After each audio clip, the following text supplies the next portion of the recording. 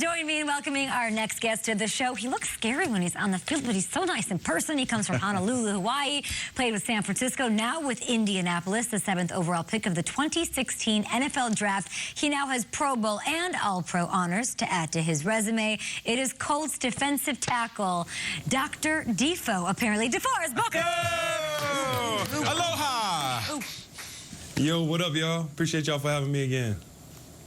We love having you on the show, and we love having you coming off a win. Yes, your first win of the season. You started 0-3. Tell me about the mood in the locker room after getting that dub. Was it a relief, or is it straight back to business?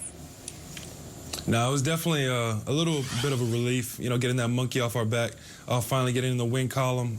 You know, all the work that the guys been putting in, especially this past week, you know, preparing for Miami. We knew what it took, and we played good enough to win the game. Obviously, we still got, you know, things we got to clean up, but it's definitely good to get in the win column. It is good, and it was fun to watch. You know, we do love having you on the show. We also used to have your quarterback when he was a young pup right out of college. Carson Wentz has been on the show many times. He's a guy that we root for. For us, he was battling 2 ankle injuries. He injured both his ankles earlier in this season, and yet he played through it. How much did Carson Wentz beating that injury out motivate the team? It motivated us a lot. I mean, it just showed the grit that he had, you know, doing whatever it took to get back on the field. I mean, you know, after that LA game, I mean, he could barely walk. It was crazy. I mean, he was scooting around on a little scooter. But, you know, he didn't rule it out. You know what I mean? He knew it was a division game, big game for the team, the organization, and he wanted to do whatever it took to get back on the field, and he did that. I mean, I had an ankle injury last year, and you know, it was just one, and I fought through it. But I mean, this guy had 2.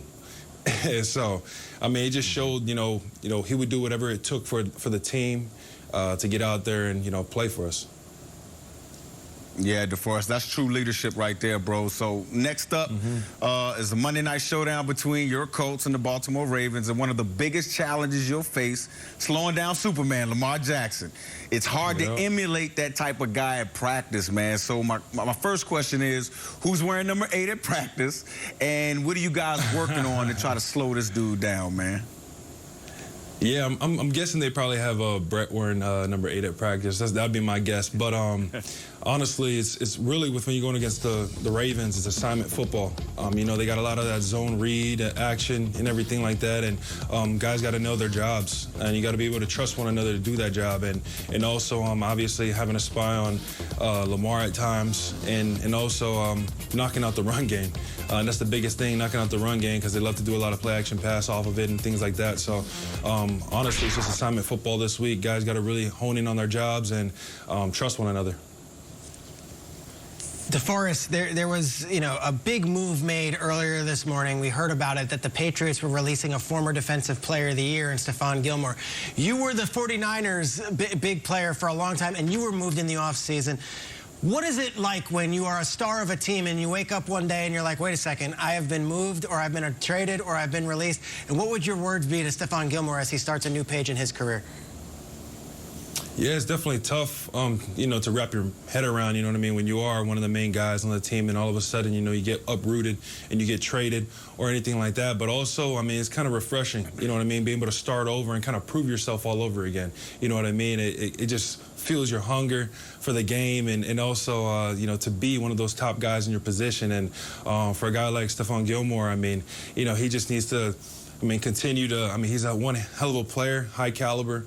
And, you know, he just needs to really wrap his mind around on being able to, you know, playing with that chip on his shoulder all over again, and just being able to embrace, you know, whatever team he goes to, that new team, they want him. You know what I mean? That's somebody who wants him and to help their team. And that's what that's the mindset that I had coming in, and I was able to help my team right away. Great answer. Maybe he ends up with a horseshoe on his helmet. We do not know. It is an intriguing day here in the NFL. You guys coming off a win, of course, could always look to get better. DeForest, this is not the easiest part of the interview, but we're just going to do it. We do a segment here, it's called Angry Runs, in which we highlight and reward people who are running with the ball who truck over defenders, all right? Derrick Henry, a couple weeks ago, was awarded the celebratory scepter because he ran into your teammate, Darius Leonard. He sent Leonard sprawling. It was downfield. It was a violent collision. You were there. You probably saw it. Bam! Now, what's interesting about this, DeForest, Not only has Darius won the scepter himself before in the past, but in the wake of giving it to Derrick Henry for this hit, Darius Leonard has gone on Twitter and liked several of the tweets hyping the hit and calling him over for allegedly getting trucked. So we found that a fascinating motivational thing, fascinating. You know Darius personally. How do you think he takes this, and how will he channel it into his competitiveness as we freeze frame him going sprawling through the Tennessee air? He's a maniac. I mean, yeah, obviously he liked all of that stuff because it fuels his fire. I mean, you know, the next time we go out there, you're going to see him flying around, and he's going to be delivering hits like he always does. And I know the type of guy that Darius is, and I mean, that's just fueling his fire, and that's just ammo that he has, you know, in his gun. So it's going to be fun to see him next time we play the Titans, for sure. My man. My man. That's a great answer. Now, you have one son and another one on the way. Have you thought about what you guys are going to wear for Halloween costumes this year? Okay. Yeah, so, I mean, my other little man's not due till February, but, you know, my little man Dominic, he's really big in his Toy Story right now. So my wife just got him a Woody costume, so obviously I got to be Buzz. So I actually just got it in the mail. So when I get back today, I got to try it on. Hopefully it fits. Wait, is it like a full-on, like a, wait. Giant Buzz Lightyear? Yes, we do need a big, yeah, I'm going to be a big Buzz Lightyear for sure, yes. Defo, Halloween's on a Sunday this year. Are you going to wear that to the game? That is a big debate. I'm not sure. I might pull up in my Buzz Lightyear outfit. I don't know. It'll be good. I definitely think do it for Dominic, obviously. Yeah, not for us. Hello, not for us, for him completely. DeForest Buckner, we love when you stop by the show. Great job. Great words. Loved hearing your perspective on everything going on in your locker room and elsewhere in the league. Please come by another time. Always welcome. Yes. Oh, yeah. I appreciate you guys for having me. Have a good one. We love Defa. I'm just glad that you guys that spork thing in Toy Story 4. It's like that. Oh, Forky. Not okay. Yeah. I'm trash. Yeah, it's a very strange toy. No thanks. Our next guest knows a thing or two about winning a Super Bowl. He's going to go down. Cliff Averill gets there. Steps up in the pocket. He's going to get hit. He is going to go down. Coming from the far side is Cliff Averill. Chased down by Cliff Averill and dropped. Averill like he was shot out of a gun. Cliff Averill, baby. Make yourself known.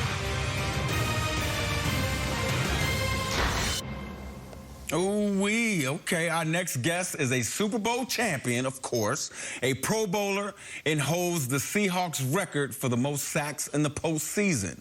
Welcome, my former teammate and a guy that on third down when we were teammates, we always stood up to make sure that Cliff Averill was out there getting after the quarterback. Welcome to the virtual breakfast table. What's up, Cliff Averill? What's going down?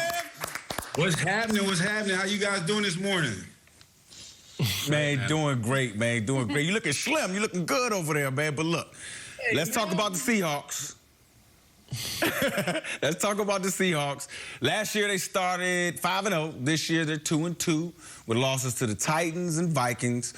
Where do you think the Seahawks stack up this season with the rest of the NFC West? Woo, it's stacked up over there, man. As you know, I mean, the NFC West, in my opinion, has probably been one of the top divisions in football, and this year is no different, you know. But if you have Russell Wilson, you got Bobby Wagner, I still think they do well in the division. I still think they're going to win 10 games, but it's going to be a lot more competitive. I think they need to get the defense together a little bit, but Russell Wilson will lead these guys and allow them to make some noise in the NFC West. Oh, well, they got to make noise tomorrow night. Seahawks are one half of the Thursday night showdown against the